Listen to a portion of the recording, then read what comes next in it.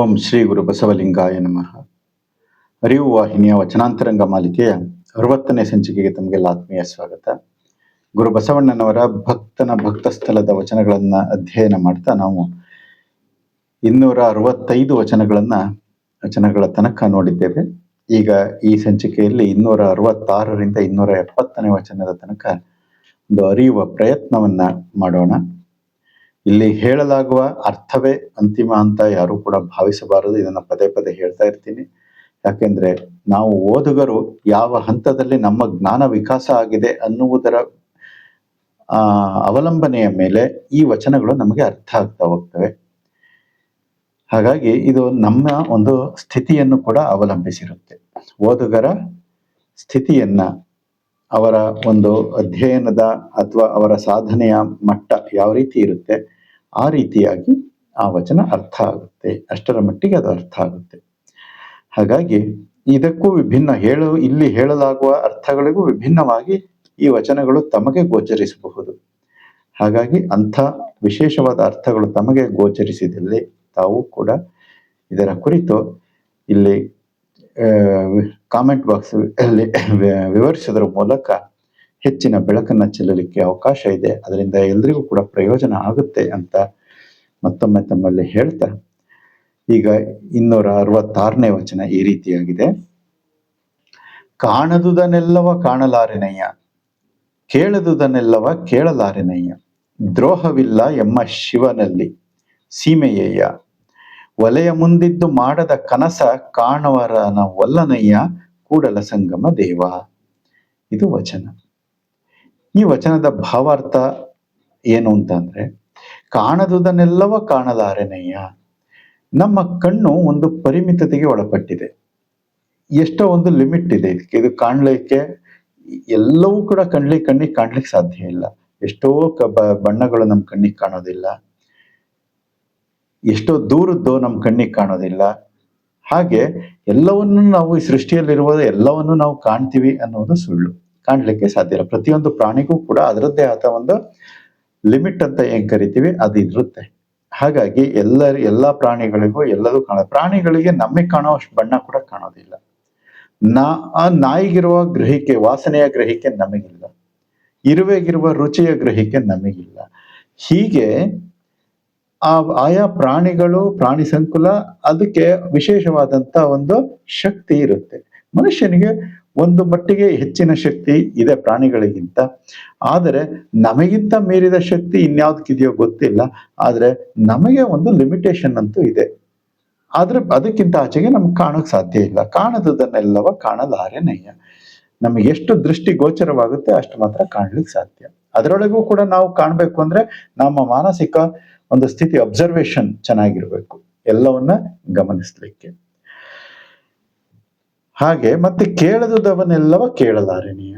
ನಾನು ಎಲ್ಲದನ್ನು ಕೇಳ್ತೀನಿ ಅನ್ನಕ್ ಸಾಧ್ಯನಾ? ಈ ಸೃಷ್ಟಿಯಲ್ಲಿ ಎಲ್ಲದೂ ಕೇಳಲಿಕ್ಕೆ ಸಾಧ್ಯನೇ ಇಲ್ಲ. ಎಷ್ಟೋ ವಿಚಾರಗಳು ನಮಗೆ ಗೊತ್ತೇ ಆಗೋದಿಲ್ಲ, ಎಷ್ಟು ಕೇಳಿಸೋದೇ ಇಲ್ಲ. ಎಲ್ಲಾ ನಾದಗಳು ನಮಗೆ ಕೇಳಿಸುತ್ತಾ ಈ ಸೃಷ್ಟಿಯಲ್ಲಿ ಇಲ್ಲ. ನಾವು ಈಗ ಓಂಕಾರ ನಾದ ಅಂತ ಹೇಳ್ತೀವಲ್ಲ, ಅದು ಕೇವಲ ಧ್ಯಾನಕ್ಕೆ ಕೂತ್ಕೊಂಡಾಗ ಅದು ಓಂಕಾರ ನಾದ ಅಂದ್ರೆ ಅನಾಹತ ನಾದ ನಮ್ಮ ಕಿವಿಯಲ್ಲಿ ಕೇಳಿಸುತ್ತೆ. ಅದು ಎಲ್ಲ ಸಂದರ್ಭದಲ್ಲೂ ಆ ಸೈಲೆನ್ಸ್ ಮೇಂಟೈನ್ ಮಾಡ್ಕೊಳ್ಳಿಲ್ಲ ಅಂತಂದ್ರೆ ಯಾರಿಗೂ ಕೇಳೋದೇ ಇಲ್ಲ. ಇನ್ನು ಸೃಷ್ಟಿಯಲ್ಲಿ, ಯಾಕೆಂದ್ರೆ ಅದು ನಾದಗಳು ಬೇರೆ ಬೇರೆ ಫ್ರೀಕ್ವೆನ್ಸಿಯಲ್ಲಿ, ತರಂಗಾಂತರಗಳಲ್ಲಿ ಇರುತ್ತೆ ಈ ಜಗತ್ತಿನಲ್ಲಿ. ನಮಗೆ ಕೇಳುವಂತ ತರಂಗಾಂತರಗಳು ಒಂದು ಲಿಮಿಟೆಡ್, ಅಪ್ ಟು 16 ಡೆಸಿಬಲ್ಸ್ ಅಂತ ಕರಿತೀವಲ್ಲ, ಆ ಸೌಂಡ್ ಮಾತ್ರ ನಮಗೆ ಕೇಳುತ್ತೆ. ಅದಕ್ಕಿಂತ ಆಮೇಲೆ ಅತಿ ಕಡಿಮೆ ಡೆಸಿಬಲ್ಸ್ ಇರೋವಂಥದ್ದು, ಅತಿ ಹೆಚ್ಚಾಗಿರುವಂಥದ್ದು ನಮ್ಮ ಕಿವಿ ಕೇಳೋದೇ ಇಲ್ಲ. ಎಲ್ಲದನ್ನು ನಾವು ಕೇಳಿಸ್ಕೊಳ್ತೀವಿ ಈ ಸೃಷ್ಟಿಯಲ್ಲಿರೋದು ಅನ್ನೋದು ಸುಳ್ಳು. ಕೇಳೋದಕ್ಕೆ ಸಾಧ್ಯ ಇಲ್ಲ. ದ್ರೋಹವಿಲ್ಲ ಎಮ್ಮ ಶಿವನಲ್ಲಿ ಸೀಮೆಯಯ್ಯ. ಇದನ್ನ ಸೃಷ್ಟಿ ಮಾಡಿದಂತ ದೇವರಿಗೆಲ್ಲಿ ದ್ರೋಹ ಇದೆ ಅಂತ ಹೇಳಕ್ಕಾಗುತ್ತಾ?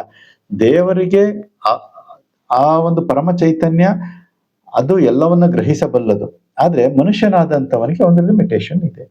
ಆ ಲಿಮಿಟೇಷನ್ ಅನ್ನು ನಾವು ಒಪ್ಪಿಕೊಳ್ಳೇಬೇಕಾಗತ್ತೆ. ಅದ್ರ ಪ್ರಕಾರ ನಾವು ನಡೆಯಬೇಕಾಗತ್ತೆ. ಈಗ ಇರುವ ಜೀವನದಲ್ಲಿ ಏನ್ ಮಾಡ್ಬೇಕು? ಸೀಮೆಯಯ್ಯ ಅಂದ್ರೆ ಒಂದು ಬೌಂಡ್ರಿ ಇದೆ ನಮಗೆ, ಲಿಮಿಟ್ ಅಂತ. ಸೀಮೆ ಅಂತಂದ್ರೆ ಇಷ್ಟು ನಮಗೆ ಇರುವಂತಹದ್ದು. ಒಲೆಯ ಮುಂದಿದ್ದು ಮಾಡದ ಕನಸ ಕಾಂಬವರಲ್ಲ ಒಲ್ಲನಯ್ಯ. ಏನ್ ಹೇಳ್ತಾ ಇದ್ದಾರೆ? ನೀನೀಗ ಅಡಿಗೆ ಮಾಡ್ಲಿಕ್ಕೆ ಅಂತ ಒಲೆಯ ಮುಂದೆ ಕೂತ್ಕೊಂಡಿದ್ದೀಯ. ಆ ಕಟ್ಟಿಗೆಗಳನ್ನ, ಸೌದೆಗಳನ್ನ ಒಲೆಯಲ್ಲಿ ಇಟ್ಟು ಅಡಿಗೆ ಬೆಂಕಿ ಹೊತ್ತಿಸಿ ಪಾತ್ರೆಗಳನ್ನ ಇಟ್ಟು ಅಡಿಗೆ ಮಾಡ್ತಾ ಇದ್ದೀವಿ. ಅಲ್ಲಿ ಆಸಕ್ತಿಯನ್ನ, ಈಗ ನಾವು ಕೂತಿರೋ ಕೆಲಸ ಏನು? ಅಡಿಗೆ ಮಾಡೋದು. ನಿರತವಾಗಿರುವ ಕೆಲಸ ಅಡಿಗೆ ಮಾಡೋದು. ಅಡಿಗೆ ಮಾಡುವ ಕಾಯಕದಲ್ಲಿ ನಿರತನಾದ ಮೇಲೆ ಅಡಿಗೆಯನ್ನ ಅಚ್ಚುಕಟ್ಟಾಗಿ ಮನಸ್ಸಿಟ್ಟು ಮಾಡಬೇಕು. ಅದು ಬಿಟ್ಟು ಒಲೆ ಮುಂದೆ ಅಡಿಗೆಯನ್ನ ಮಾಡ್ತಾ ಮಾಡ್ತಾ ಇನ್ನೇನೇನೆಲ್ಲ ಯೋಚನೆ ಮಾಡ್ಕೊಂಡು ಕೂತ್ಕೊಂಡ್ರೆ ಅಡಿಗೆ ಹಾಳಾಗುತ್ತೆ. ಮತ್ತೆ ನಾವು ಏನೇನೆಲ್ಲ ಯೋಚನೆ ಮಾಡ್ತಿರ್ತೀವೋ ಅದು ಸಿಗೋದಿಲ್ಲ. ಅದನ್ನ ಹೇಳ್ತಾ ಇದ್ದಾರೆ, ಒಲೆಯ ಮುಂದಿದ್ದು ಮಾಡದ ಕನಸ ಕಾಂಬವರನು ಅಲ್ಲ ನಯ್ಯ. ಬೇರೆ ಕನಸು ಕಾಣೋದು ಅಡಿಗೆ ಮಾಡೋದ್ ಬಿಟ್ಟು. ಹಿಂದಿಂದೇನೋ ಆಯ್ತು ದುಃಖ, ಮುಂದಿಂದ ಏನೋ ಆಗುತ್ತೆ ನಾಳೆದ ಚಿಂತೆ, ಇದನ್ನ ಮಾಡ್ಕೊಂಡು ಕೂತ್ಕೊಂಡ್ರೆ ಅಡಿಗೆ ಕೆಟ್ಟೋಗುತ್ತೆ. ಅದಕ್ಕೆ ಕೈಯಲ್ಲಿ ಇರುವಂತ ಕೆಲಸವನ್ನ ಮೊದಲು ನಿರ್ವಿಘ್ನವಾಗಿ ಮಾಡಬೇಕು. ಅದು ಮಾತ್ರ ಯಾಕೆಂದ್ರೆ ಇವತ್ತು ನಮ್ಮ ಕೈಲಿರುವಂತದ್ದು ಇದು. ಇದನ್ನ ಸಾರ್ಥಕ ಪಡಿಸ್ಕೊಂಡ್ರೆ ಹಿಂದಿಂದು ಮುಂದಿಂದು ಎಲ್ಲ ಸರಿ ಹೋಗಬಹುದು. ಇವತ್ತಿಂದನ್ನ ಕೆಡಿಸ್ಕೊಂಡ್ರೆ ಹಿಂದಿಂದು ಸರಿ ಹೋಗೋದಿಲ್ಲ, ಮುಂದಿಂದು ಸರಿ ಹೋಗೋದಿಲ್ಲ. ಆ ವಿಚಾರವನ್ನ ಗುರು ಬಸವಣ್ಣನವರು, ಮನುಷ್ಯನಿಗೆ ತನ್ನದೇ ಆದಂತಹ ಒಂದು ಲಿಮಿಟೇಷನ್ಸ್ ಇರುತ್ತೆ.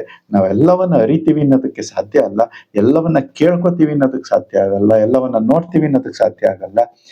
ಇದು ಶಿವನ ದ್ರೋಹ ಅಂತ ಹೇಳ್ಬಾರ್ದು, ದೇವರು ನಮಗೆ ಮಾಡಿರುವಂತ ದ್ರೋಹ ಅಂತ ಅಲ್ಲ ಅದು.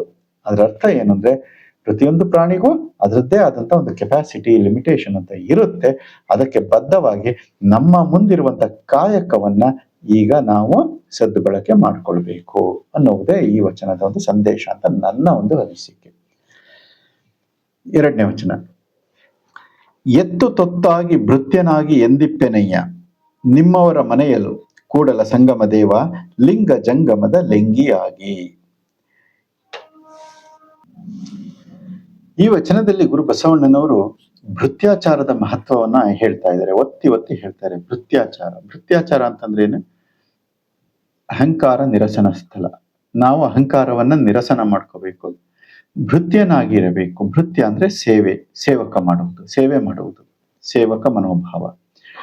ಹಾಗೆ ಇರಬೇಕು ಅಂತ ಅಂದ್ರೆ ಎಲ್ಲರೊಬ್ಬರಿ ನಾವು ಸೇವೆ ಮಾಡ್ಕೊಂಡಿರೋದೇನೇ ಕೆಲಸ ಅಂತಂದ್ರೆ ಹಾಗಲ್ಲ. ಅದರ ಅರ್ಥ ಏನಂದ್ರೆ, ಯಾವುದೇ ಕೆಲಸ ಮಾಡ್ತಾ ಇದ್ರು ಕೂಡ ಅಹಂಕಾರ ಅನ್ನೋದು ತಲೆಯನ್ನ ಹೋಗಬಾರದು ಅಂತ. ಯಾವುದೇ ವೃತ್ತಿಯನ್ನ ಮಾಡ್ತಿರ್ಲಿ, ಎಷ್ಟೇ ದೊಡ್ಡ ಸ್ಥಾನದಲ್ಲಿರ್ಲಿ, ಆದ್ರೆ ಅಹಂಕಾರ ನಮ್ಮ ತಲೆಯನ್ನ ಹೊಕ್ಕಬಾರದು ಅನ್ನುವುದು ಅದರ ಉದ್ದೇಶ. ಅದಕ್ಕೆ ಹೇಳ್ತಾ ಇದ್ದಾರೆ, ಎತ್ತು ತೊತ್ತಾಗಿ ಭೃತ್ಯನಾಗಿ ಎಂದಿಪ್ಪೆನಯ್ಯ.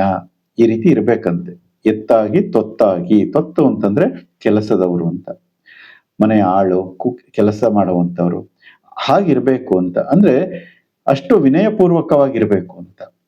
ಭೃತ್ಯನಾಗಿ, ಭೃತ್ಯ ಅಂದ್ರೆ ಸೇವಕನಾಗಿ, ಎಂದಿಪ್ಪೆನಯ್ಯ, ನಿಮ್ಮವರ ಮನೆಯಲ್ಲೂ ಕೂಡಲ ಸಂಗಮ ದೇವ. ಇಲ್ಲಿ ಪರ್ಟಿಕ್ಯುಲರ್ ಆಗಿ ಹೇಳ್ತಾರೆ ನಿಮ್ಮವರ ಮನೆಯಲ್ಲೂ, ಅಂದ್ರೆ ಶರಣರ ಮನೆಯಲ್ಲೂ. ನಿಮ್ಮವರು ಅಂದ್ರೆ ಯಾರು? ಸತ್ಯ ಸದಾಚಾರಿಗಳು, ಶರಣರು, ಜ್ಞಾನಿಗಳು, ಅವರ ಮನೆಯಲ್ಲಿ ಇರ್ಬೇಕು ಅಂತ ಹೇಳ್ತಾರೆ. ಹಿಂದಿನ ಹಲವಾರು ಸರಿ ಬಂದಿದೆ, ಇದೇ ಒಂದೇ ಮೊದಲನೇ ಸಾರಿ ಬರ್ತಾ ಇಲ್ಲ. ಶರಣರ ಒಡನಾಟದಿಂದ ನಮಗೆ ಏನೆಲ್ಲ ಸಾಧ್ಯ ಇದೆ ಅಂತ. ನಾವು ಜ್ಞಾನವನ್ನ ಸಂಪಾದನೆ ಮಾಡೋ ಅವಶ್ಯಕತೆ ಇಲ್ಲ, ಯಾವುದನ್ನ ಸಂಪಾದನೆ ಮಾಡೋ ಅವಶ್ಯಕತೆ ಇಲ್ಲ. ಶರಣರ ಒಡನಾಟದಲ್ಲಿರೋ ಸಾಕು, ಜ್ಞಾನಿಗಳ ಒಡನಾಟದಲ್ಲಿದ್ರು ಸಾಕು. ತನ್ನಿಂದ ತಾನೇ ಜ್ಞಾನ ಬರುತ್ತೆ, ತನ್ನಿಂದ ತಾನೇ ಎಲ್ಲ ಸಂಪತ್ತುಗಳು ಬರ್ತವೆ. ಯಾಕೆ ಅಂತಂದ್ರೆ ಅವರ ಒಡನಾಟವೇ ಹಾಗಿರುತ್ತೆ.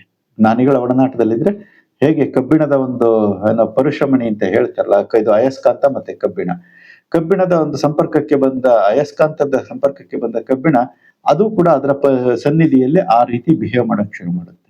ಹಾಗೆ ಮನುಷ್ಯ ನರರು ಅಂತ ಕರಿತೀವಿ. ಅಜ್ಞಾನಿಗಳು ಸುಜ್ಞಾನಿಗಳ ಜೊತೆ ಒಡನಾಡಿದಾಗ ಅವಾಗ ನಮ್ಮ ಅಜ್ಞಾನ ಕೂಡ ಮರೆಯಾಗಿ ಅವರ ಸುಜ್ಞಾನದ ಬೆಳಕಿನಲ್ಲಿ ನಾವು ಇರ್ಲಿಕ್ಕೆ ಸಾಧ್ಯ ಆಗುತ್ತೆ ಅನ್ನೋ ಒಂದು ವಿಚಾರವನ್ನ ಹೇಳ್ತಾ ಇದ್ದಾರೆ. ಮುಂದಿನ ವಚನ 268, ಕಾಣಬಹುದೇ ಪರುಷದ ಗಿರಿ ಅಂಧಕಂಗೆ, ಮೊಗೆಯಬಹುದೇ ರಸದ ಬಾವಿ ನಿರ್ಭಾಗ್ಯಂಗೆ, ತೆಗೆಯಬಹುದೇ ಕಡವರವು ದಾರಿದ್ರ್ಯಂಗೆ, ಕರೆಯಬಹುದೇ ಕಾಮಧೇನು ಅಶುದ್ಧಂಗೆ, ಹೊನ್ನ ಹುಳುವ ಕಂಡು ನರಿ ತನ್ನ ಬಾಲವ ಹುಣ್ಣು ಮಾಡಿಕೊಂಡರೆ ಹೋಲಬಹುದೇ, ಎನ್ನೊಡೆಯ ಕೂಡಲ ಸಂಗನ ಶರಣರನ್ನು ಪುಣ್ಯವಿಲ್ಲದೆ ಕಾಣಬಹುದೇ. ಇದರ ಶರಣರ ಸಂಘದ ಮಹತ್ವವನ್ನೇ ಇಲ್ಲೂ ಕೂಡ ಹೇಳ್ತಾ ಇದ್ದಾರೆ. ಹಲವಾರು ಉದಾಹರಣೆಗಳನ್ನ ಕೊಡ್ತಾರೆ ಈ ವಚನದಲ್ಲಿ. ಕಾಣಬಹುದೇ ಪರುಷದ ಗಿರಿ ಅಂಧಕಂಗೆ. ಪರುಷ ಅಂತಂದ್ರೆ ಬಂಗಾರದ ಬೆಟ್ಟ ಅಥವಾ ಬಂಗಾರವನ್ನ ಮಾಡುವ ಬೆಟ್ಟ. ಇದು ಬಂಗಾರದ ಬೆಟ್ಟ ಸರಳವಾಗಿ ಅರ್ಥ ಆಗ್ಬೇಕು ಅಂದ್ರೆ ಬಂಗಾರದ ಬೆಟ್ಟ ಅಂತಾನೆ ಇಟ್ಕೊಳ್ಳೋಣ. ಒಂದು ಬಂಗಾರದ ಬೆಟ್ಟವೇ ಇದೆ, ಆದ್ರೆ ಅದು ಕುರುಡನಿಗೆ ಎಲ್ಲಿ ಕಾಣ್ಲಿಕ್ಕೆ ಸಾಧ್ಯ? ಅಂಧಕಂಗೆ ಕಾಣಬಹುದೇ. ಬಂಗಾರದ ಬೆಟ್ಟ ಪಕ್ಕದಲ್ಲೇ ಇದ್ರೂ ಕೂಡ ಅದು ಕುರುಡನಿಗೆ ಕಣ್ಣು ಕಾಣದೇ ಇರೋದ್ರಿಂದ ಅವನಿಗೆ ಕಾಣೋದಿಲ್ಲ. ಮೊಗೆಯಬಹುದೇ ರಸದ ಬಾವಿ ನಿರ್ಭಾಗ್ಯಂಗೆ. ರಸದ ಬಾವಿ ನಿರ್ಭಾಗ್ಯಂಗೆ. ರಸ ಅಂದ್ರೆ ಇಲ್ಲಿ ನಾವು ನೀರು ಅಂತಾನೆ ತಗೊಳ್ಳೋಣ. ನೀರು ಭೂಮಿಯ ಮೇಲೆ ಎಷ್ಟು ಮೇಲೆ ಇರ್ಬೋದು, ಆದ್ರೆ ಅದನ್ನ ನೋಡಿ ತೆಗೆದು ಈ ನೀರ್ ಎಲ್ಲಿದೆ ಅಂತ ಗುರುತಿಸಿ ಒಬ್ಬ ಕೃಷಿಕ ಅಂತ ಇಟ್ಕೊಳ್ಳಿ, ಕೃಷಿ ಮಾಡ್ಲಿಕ್ಕೆ ನೀರ್ ಬೇಕು. ಬೋರ್ವೆಲ್ ಹಾಕಿ ಅಲ್ಲಿ ನೀರ್ ತೆಗೆದು ಈಚೆಗೆ ಬೆಳೆ ಬೆಳಿಲಿಕ್ಕೆ ಅವಕಾಶ ಇರುತ್ತೆ. ಆದ್ರೆ ನಿರ್ಭಾಗ್ಯಂಗೆ ಅವನ ಹತ್ರ 10 ಪೈಸಾ ದುಡ್ಡಿರೋದಿಲ್ಲ, ಬೋರ್ವೆಲ್ ಕೊರ್ಸಕ್ ದುಡ್ಡಿರುತ್ತೆ. ನಿರ್ಭಾಗ್ಯಂಗೆ. ಅಥವಾ ಜ್ಞಾನ ಕೂಡ ಇರೋದಿಲ್ಲ, ಹಣಕಾಸಿನ ವ್ಯವಸ್ಥೆ ಕೂಡ ಇರೋದಿಲ್ಲ. ಹೀಗೆ ಹಲವಾರು ರೀತಿ ನಿರ್ಭಾಗ್ಯಂಗೆ ಆ ರೀತಿಯ ಅಲ್ಲಿ ಅದು ದೊರಕೊಡುತ್ತಾ. ಮುಗಿಯಬಹುದೇ ರಸದ ಬಾವಿ, ತೆಗೆಯಬಹುದೇ ಕಡವರವು ದಾರಿದ್ರ್ಯಂಗೆ. ಎಷ್ಟೋ ಸರಿ ಏನಾಗಿರುತ್ತೆ ಅಂತಂದ್ರೆ, ನಾವು ಮಲಗಿರುವ ಹಾಸಿಗೆಯ ಕೆಳಗೆ, ಮನೆಯ ಕೆಳಗೆ ಬಂಗಾರದ ನಿಕ್ಷೇಪಗಳಿರಬಹುದು, ಕಬ್ಬಿಣದ ನಿಕ್ಷೇಪಗಳಿರಬಹುದು, ಯಾವ್ಯಾವ್ದು ನಿಕ್ಷೇಪಗಳಿರ್ಬಹುದು. ಆದ್ರೆ ನಾವು ಅದ್ರ ಮೇಲೆ ಮಲಗಿರ್ತೀವಿ. ಆದ್ರೆ ದರಿದ್ರಂಗೆ ಅದು ಇಲ್ಲಿ ಹೇಳ್ತಾರೆ, ಕಡವರವು ದಾರಿದ್ರ್ಯಂಗೆ. ದರಿದ್ರ ಎಲ್ಲಿ ಮನೆ ಮಾಡಿರುತ್ತೆ ಅವನಿಗೆ ಅದು ತೋರುತ್ತಾ ಇಲ್ಲ. ಅದಕ್ಕೆ ವಿಶೇಷವಾದ ಕಣ್ಣಿನ ದೃಷ್ಟಿಯಿಂದ ನೋಡ್ಬೇಕಾಗತ್ತೆ. ಎಲ್ಲ ವೈಜ್ಞಾನಿಕ ಯಂತ್ರಗಳ ಮೂಲಕ ನೋಡಿ ಎಲ್ಲಿ ಬಂಗಾರದ ಅದಿರಿದೆ, ಎಲ್ಲಿದೆ, ಏನಿದೆ ಅಂತೇಳಿ ಸ್ಕ್ಯಾನ್ ಮಾಡಿ ಅದ್ರ ಮೂಲಕ ತೆಗೆದಾಗ ಸಿಗುತ್ತೆ. ಎಲ್ರಿಗೂ ಸಿಗುತ್ತಾ? ಸಿಗೋದಿಲ್ಲ. ಹಾಗೆ ಹೇಳ್ತಾ ಇದ್ದಾರೆ, ಕರೆಯಬಹುದೇ ಕಾಮಧೇನು ಅಶುದ್ಧಂಗೆ. ಕಾಮಧೇನು ಅಶುದ್ಧಂಗೆ, ಅದು ಅವನು ಕೇಳಿದ್ದನ್ನ ಕೊಡುತ್ತಾ ಅಂತ ಕೇಳ್ತಾ ಇದ್ದಾರೆ. ಹಾಗೆ ಇನ್ನೊಂದು ಉದಾಹರಣೆ ಕೊಡ್ತಾರೆ, ಹೊನ್ನ ಹುಳವ ಕಂಡು ನರಿ ತನ್ನ ಬಾಲವ ಹುಣ್ಣು ಮಾಡಿಕೊಂಡರೆ ಹೋಲಬಹುದೇ. ಒಂದು ಹೊನ್ನಿನ ಹುಳ ಬರುತ್ತಲ್ಲ, ಹಾರಾಡುತ್ತಲ್ಲ, ಬೆಂಕಿ ಹುಳ ಅಂತ ಕರಿತೀವಿ. ಅದು ಹಿಂಗೆ ಹಾರಾಡ್ಕೊಂಡು ಬೆಳಕನ್ನ ಬಿಟ್ಕೊಂಡು ಹಾರಾಡ್ತಾ ಇರುತ್ತೆ ರಾತ್ರಿ ಹೊತ್ತು. ಅದನ್ನ ನೋಡಿ ನರಿ ತನ್ನ ಬಾಲವನ್ನ ಕೆರ್ಕೊಂಡು ನನ್ನ ಬಾಲದಲ್ಲೂ ಇದೇ ರೀತಿ ಬೆಳಕು ಬರಲಿ ಅಂತ ಕೆರ್ಕೊಂಡ್ರೆ ಏನಾಗುತ್ತೆ, ಅದು ಹುಣ್ಣಾಗುತ್ತೆ, ಗಾಯ ಆಗುತ್ತೆ, ರಕ್ತ ಸೋರುತ್ತೆ. ಹಾಗಾಗುತ್ತೆ. ಮುಂದೆ ಹೇಳ್ತಾರೆ, ಎನ್ನೊಡೆಯ ಕೂಡಲ ಸಂಗನ ಶರಣರನ್ನು ಪುಣ್ಯವಿಲ್ಲದೆ ಕಾಣಬಹುದೇ. ಅಂದ್ರೆ ಎನ್ನೊಡೆಯ ಕೂಡಲ ಸಂಗನ ಶರಣರ ಸಂಘವನ್ನ ಮಾಡ್ಬೇಕು ಅಂದ್ರೆ ಸುಮ್ನೆ ಆಗೋದಿಲ್ಲ. ಜ್ಞಾನಿಗಳ ಸಂಘವನ್ನ ಮಾಡ್ಬೇಕು ಅಂದ್ರೆ ಸುಮ್ನೆ ಯಾರ್ಯಾರೋ ಜ್ಞಾನಿಗಳ ಸಂಘದಲ್ಲಿ ನಿಂತ್ಕೊಳಕ್ಕಾಗುತ್ತಾ? ಇಲ್ಲ. ಅದಕ್ಕೆ ಪೂರ್ವ ತಯಾರಿ ಬೇಕಾಗುತ್ತೆ. ಎಲ್ರೂ ಮಾಡಕ್ಕಾಗಲ್ಲ. ನಮ್ಮಲ್ಲಿ ಭೃತ್ಯಾಚಾರ ಬೇಕಾಗುತ್ತೆ. ಮೊಟ್ಟ ಮೊದಲಿಗೆ ಬೇಕಾಗಿರೋದೇ ವಿನಯವಂತಿಕೆ, ಭೃತ್ಯಾಚಾರ. ಜ್ಞಾನ ಬೇಕಾಗಿಲ್ಲ. ಜ್ಞಾನಿಗಳ ಸಂಘವನ್ನ ಮಾಡ್ಲಿಕ್ಕೆ ಜ್ಞಾನ ಬೇಕಾಗಿಲ್ಲ, ಆದ್ರೆ ಭೃತ್ಯಾಚಾರ ಬೇಕಾಗುತ್ತೆ. ಹಾಗಾಗಿ ಆ ಭೃತ್ಯಾಚಾರವನ್ನ ಇಟ್ಟುಕೊಂಡು ಹೋದಾಗ ಜ್ಞಾನಿಗಳ ಒಡನಾಟದಲ್ಲಿ ತಾನು ಏನ್ ಬೇಕಾದ್ರೂ ಪಡೀಲಿಕ್ಕೆ ಸಾಧ್ಯ ಇದೆ. ಎಂಥ ಜ್ಞಾನವನ್ನ ಬೇಕಾದ್ರೂ ಪಡೀಲಿಕ್ಕೆ ಸಾಧ್ಯ ಇದೆ. ಅದೇ ಇಲ್ಲಿ ಪುಣ್ಯವಿಲ್ಲದೆ ಕಾಣಬಹುದೇ ಅಂದ್ರೆ ಆ ಪುಣ್ಯನೇ ಭೃತ್ಯಾಚಾರ. ಆ ಒಂದು ರೀತಿಯ ಕ್ರಿಯೆಗಳನ್ನ ನಾವು ಮೊದಲು ಮಾನಸಿಕವಾಗಿ ತಯಾರುಗೊಳಿಸಿಕೊಳ್ಬೇಕು. ನಮ್ಮ ದೇಹದಲ್ಲಿ, ನಮ್ಮಲ್ಲಿ ನಾವು ಆ ರೀತಿಯ ಒಂದು ಶುದ್ಧತೆಯನ್ನ ಮಾಡ್ಕೋಬೇಕು. ಆಗಿದ್ದಾಗ ನಮಗೇನಾಗುತ್ತೆ, ಜ್ಞಾನಿಗಳ ಒಡನಾಟ ಪ್ರಾಪ್ತಿ ಆಗ್ತಾ ಇದೆ. ಆ ಪ್ರಾಪ್ತಿ ಆದ್ಮೇಲೆ ನಮಗೆ ಏನ್ ಬೇಕಾದ್ರೂ, ಎಂಥ ಜ್ಞಾನವನ್ನ ಬೇಕಾದ್ರೂ ಪಡ್ಕೊಳ್ಳಿಕ್ಕೆ ಸಾಧ್ಯ ಇದೆ ಅನ್ನೋದು ಒಂದು ವಿಚಾರ. 269 ಎಂತಕ್ಕೆ ನಾನಿಮ್ಮ ದೇವರೆಂದರಿದೆನು, ಇಂತಾಗಿ ನೀವೆನ್ನ ನಾರೆಂದರೀರಿ, ನಂಬಲರಿಯೇ ನಂಬಿಸಲರಿಯೇ, ಒಲಿಯಲರಿಯೇ ಒಲಿಸಲರಿಯೇ, ಕೂಡಲ ಸಂಗಮ ದೇವ ಕೇಳಯ್ಯ ಕೋಟಿ ಕೋಟಿ ವರ್ಷ ಕೋಟಲೆಗೊಂಡೆ ನಯ್ಯ. ಅಂದ್ರೆ ನಾನು ಇಲ್ಲಿ ಏನ್ ಹೇಳ್ತಾ ಇದ್ದಾರೆ ಬಸವಣ್ಣವರು, ನಾನು ಭಕ್ತಿಯನ್ನ ಮಾಡ್ತಾ ಇದ್ದೀನಿ. ಎಂತಕ್ಕೆ ನಾನು ನಿಮ್ಮ ದೇವರೆಂದರಿದ್ದೇನೆ. ಯಾತಕ್ಕೆ ನಾನು ದೇವರು ಅಂತ ನಿಮ್ಮನ್ನ ಅರದೆ ಅಂತೇಳಿ ಪ್ರಶ್ನೆಯನ್ನ ಮಾಡ್ಕೊಳ್ತಾ ಇರೋದು. ನನಗೇನು ಪ್ರಯೋಜನ ಆಗ್ಲಿಲ್ವಲ್ಲ, ನನಗೇನು ಜ್ಞಾನನೂ ಬರ್ಲಿಲ್ಲ, ದುಡ್ಡು ಸಿಕ್ಲಿಲ್ಲ, ಸಂಪತ್ತು ಸಿಕ್ಲಿಲ್ಲ ಅಂತ ಹೇಳ್ಕೊಂಡ್ರೆ ಭಕ್ತನ ತಪ್ಪೋದು. ಎಂತಕ್ಕೆ ನಾನಿಮ್ಮ ದೇವರೆಂದರಿದೇನು, ಇಂತಾಗಿ ನೀವೆನ್ನ ನಾರೆಂದರೀರಿ. ನೀವ್ ಯಾಕೆ ನನ್ನನ್ನ, ದೇವ್ರ ಜೊತೆ ಡಿಸ್ಕಷನ್ ಇದು ಒಳಗಡೆ ಆಂತರಿಕವಾಗಿ ಒಂದು ಸಂವಾದ ನಡೀತಾ ಇದೆ. ನಾನು ನಿಮ್ಮನ್ನ ನಂಬಿದ್ದೀನಿ, ನೀವ್ ಯಾಕೆ ನನ್ನನ್ನು ಅರಿತಾ ಇಲ್ಲ ಅನ್ನೋ ರೀತಿಯಲ್ಲಿ. ನಾವಿಷ್ಟೆಲ್ಲ ನಂಬಿದೀವಪ್ಪ, ಯಾಕೆ ದೇವ್ರು ನಮಗೆ ಕೆಡದ್ ಮಾಡ್ತಾನೆ ನಾವು ಮಾತಾಡ್ತೀವಲ್ಲ ಜನಸಾಮಾನ್ಯರು. ಹಾಗೆ ಸುಮ್ಮನೆ ಒಂದು ಒಳಗಡೆ ಒಂದು ಸಂವಾದ ನಡೀತಾ ಇರುತ್ತೆ. ಹೀಗೆ ನಡಿಬೇಕು ಸಂವಾದಗಳು. ಆ ಸಂವಾದ ನಡೆದಾಗ ನಮ್ಮ ತಪ್ಪಿನ ಅರಿವು ನಮಗಾಗುತ್ತೆ. ಆಮೇಲೆ ಇಲ್ಲಿ ಪ್ರಶ್ನೆಯನ್ನ ಕೇಳ್ತಾ ಇದ್ದಾರೆ, ಯಾಕೆ ನಾನ್ ನಿಮ್ಮ ದೇವರಂತ ಅರಿದೆ, ನೀವು ನನ್ನನ್ನ ಯಾಕೆ ಅರಿತಾ ಇಲ್ಲ, ತಿಳ್ಕೊತಾ ಇಲ್ಲ, ನನಗೆ ಯಾಕೆ ಒಳ್ಳೇದಾಗ್ತಾ ಇಲ್ಲ, ಜ್ಞಾನ ಬರ್ತಾ ಇಲ್ಲ ಪ್ರಶ್ನೆ. ಅದಕ್ಕೆ ಮುಂದೆ ಹೇಳ್ತಾರೆ, ನಂಬಲರಿಯೇ ನಂಬಿಸಲರಿಯೇ, ಒಲಿಯಲರಿಯೇ ಒಲಿಸಲರಿಯೇ. ನನಗೆ ನಂಬೋದು ಗೊತ್ತಿಲ್ಲ, ನಂಬಿಸ್ಕೊಳ್ಳೋದು ಗೊತ್ತಿಲ್ಲ, ನಿಮಗೆ ಯಾವ ರೀತಿ ಸೇವೆ ಮಾಡ್ಬೇಕು ಅಂತ ಗೊತ್ತಿಲ್ಲ, ನಾನು ಯಾವ ರೀತಿ ಬದುಕಬೇಕು ಅಂತ ಗೊತ್ತಿಲ್ಲ. ಹಾಗಾಗಿ ಈ ರೀತಿ ಆಗಿದೆ ಅಂತ ಉತ್ತರ ಅಲ್ಲೇ ಸಿಕ್ಬಿಡ್ತಾ ಇದೆ.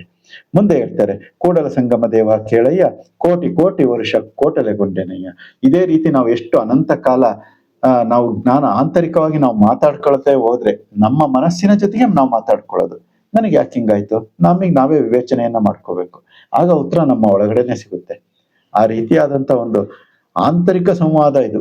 ಆಂತರಿಕ ಪ್ರಜಾಪ್ರಭುತ್ವ ಎಲ್ಲಿದೆ ಅಂದ್ರೆ ನಮ್ಮ ಒಳಗಡೆನೆ ನಡಿಬೇಕು ಸಂವಾದ. ಬೇರೆ ಯಾರ ಜೊತೆಗೋ ಸಂವಾದ ಮಾಡ್ಕೊಂಡ್ರೆ ಏನು ಪ್ರಯೋಜನ ಆಗೋದಿಲ್ಲ. ಜ್ಞಾನಿಗಳ ಜೊತೆ ಡಿಸ್ಕಷನ್ ಮಾಡಿದ್ರೆ, ಸಂವಾದ ಮಾಡಿದ್ರೆ ಅಲ್ಲಿ ಒಂದು ಫಲಪ್ರದವಾದಂತ ವಿಚಾರಗಳು ಬರ್ಬಹುದು. ಇಲ್ಲದಿದ್ರೆ ನಮಗೆ ನಾವೇ ಸಂವಾದವನ್ನ ಮಾಡ್ಕೊಳ್ತಾ ಇರ್ಬೇಕು, ಹುಚ್ಚರ ರೀತಿ ಅಲ್ಲ. ಆಮೇಲೆ ಹುಚ್ಚ ಅಂತೇಳಿ ಅಂದ್ಕೊಬಿಟ್ಟಾರಲ್ಲ. ಇಲ್ಲಿ ಏನು ಅಂತಂದ್ರೆ ಆಂತರಿಕವಾಗಿ ಸಂವಾದವನ್ನ, ನನ್ನ ಒಂದು ಅಸ್ತಿತ್ವ, ನಾನು ಏನ್ ತಪ್ಪು ಮಾಡ್ತಾ ಇದ್ದೀನಿ, ಏನು ಸರಿ ಮಾಡ್ತಾ ಇದ್ದೇನೆ, ತಪ್ಪುಗಳನ್ನ ಯಾವ ರೀತಿ ಸರಿ ಮಾಡ್ಕೋಬೇಕು, ಈ ರೀತಿಯಾಗಿ ನಾವು ವಿಚಾರಗಳನ್ನ ನಮ್ಮ ಮನಸ್ಸಿನ ಜೊತೆಗೆ ನಾವೇ ಮಾತಾಡ್ಕೋಬೇಕು. ಕೊನೆಯ ವಚನ 270. ಅರಿಸಿನವನೇ ಮಿಂದು ಹೊಂದೊಡಿಗೆಯನ್ನೇ ತೊಟ್ಟು ಪುರುಷನ ಒಲವಿಲ್ಲದ ಲಲನೆಯಂತೆ ಆನಿದ್ದೇನಯ್ಯ. ವಿಭೂತಿಯನ್ನೇ ಹೂಸಿ ರುದ್ರಾಕ್ಷಿಯನ್ನೇ ಕಟ್ಟಿ ಶಿವ ನಿಮ್ಮ ಒಲವಿಲ್ಲದಂತೆ ಆನಿದ್ದೇನಯ್ಯ. ಕೆಟ್ಟು ಬಾಳುವರಿಲ್ಲ ಎಮ್ಮವರ ಕುಲದಲ್ಲಿ ನೀನೊಲಿದಂತೆ ಸಲಹಯ್ಯ ಕೂಡಲ ಸಂಗಮ ದೇವ. ಇವೆಲ್ಲ ಶರಣಾಗತಿಯ ವಚನಗಳು.